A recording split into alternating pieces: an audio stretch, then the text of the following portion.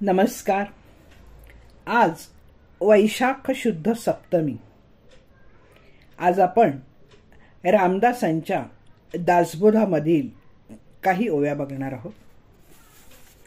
इहलोक आणि परलोक जेथे नाही साकल्प विवेक, तेथे अवघेच निरार्थक सकळ काही. म्हणून संत संगेची जावे, सत्शास्त्रची श्रवण करावे, उत्तम गुणाचा अभ्यासावे नाना प्रयत्ने. श्री समर्थ रामदासांनी येथे सूक्ष्म परब्रह्मासाठी ज्ञानदृष्टीची, सत्संगतीची आवश्यकता प्रतिपादली आहे व ब्रह्मांड शोधण्यासाठी श्रवण व मननद्वारा सूक्ष्म दृष्टी जोपासायला सांगितली आहे. 7 समुद्रांचे आवरण असलेल्या हाटकेश्वराला म्हणजेच पाताळलिंगाला येथूनच नमस्कार केला तरी चालतो. त्याचा महिमा फार थोर आहे. तेथे स्थूल देहाने जाता येत नाही, म्हणून विवेकाने त्या ईश्वराच्या स्वरूपाचा तर्क करावा. जेथे जाणे अशक्य आहे तेथे फक्त सत्संग धरावा. आपल्याला ठाऊक नसेल तर जाणत्यांचे मार्गदर्शन घ्यावे. मना इतके देहाला वेगाने फिरता येत नाही.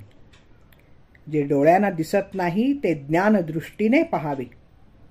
अशा रीतीने सर्व ब्रह्मांडाचे विवरण करून समाधानाने राहावे. वर आकाश, खाली पाताळ व मध्ये भूमीचा पडदा. तो पडदा नसेल तर चोहोंकडे एकच अंतराळ असते. सर्वत्र एक आकाशच भरलेले दिसलेले असते. असे उपाधीहून वेगळे आकाश तेच परब्रह्म होय. दृश्य माया लय पावलेली असते. दृष्टीने पाहता ते दृश्य व मनाने पाहता तो भास असतो. परब्रह्म मनाच्या पलीकडे आणि भासरहित असून त्याला विवेकाने जाणावे. वाच्यांश वाचेने बोलता येतो, पण न बोलता लक्षांश जाणून घ्यावा लागतो. त्याचप्रमाणे सगुणाच्या आधाराने निर्गुणाचा अनुभव घ्यावा लागतो. अनेक गुणांचा नाश होतो, पण निर्गुणाचा नाश नाही होत. स्थूलाऐवजी सूक्ष्म दृष्टीने पाहावे. स्थूल दृष्टीला जे अज्ञात ते ऐकून जाणून घ्यावे. श्रवण मननाने सर्व काही आकलन होते. सृष्टीत जे नाना पदार्थ आहेत ते सगळे ठोकून सपाट करू नयेत. सर्व सारखेच आहे असे मानतो तो टोणगाच समजावा.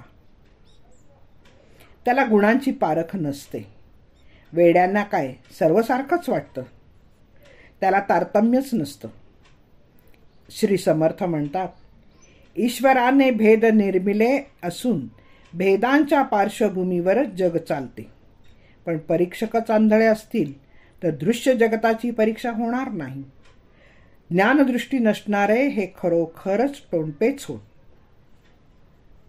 जे लोक साधू असतात, सद्वृत्तीचे असतात, ते असार सोडून सार ग्रहण करीत असतात. जे नतद्रष्ट असतात ते उत्तम वस्तूंची परीक्षा कशी करणार?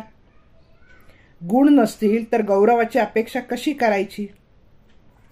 यासाठी समर्थ सांगतात की प्रथम आचार पाळावा, नंतर उत्तम विचार करायला शिकावे.